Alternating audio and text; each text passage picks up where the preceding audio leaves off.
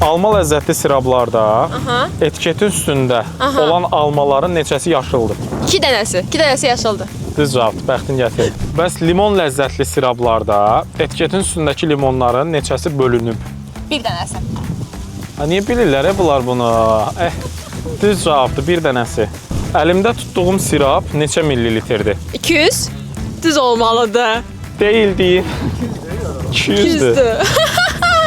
200 millilitr sirab butulkalarında üstündə neçə dənə dağ var? 4. 5 dənədir, biri də etiketdədir. Alma ləzzətli sirab şüşəsinin etiketin üstündə kəsilən alma nə rəngdədir? Yaşıl. Yenə də ürəyimizdə qalmasın da. Müdir elə dedi.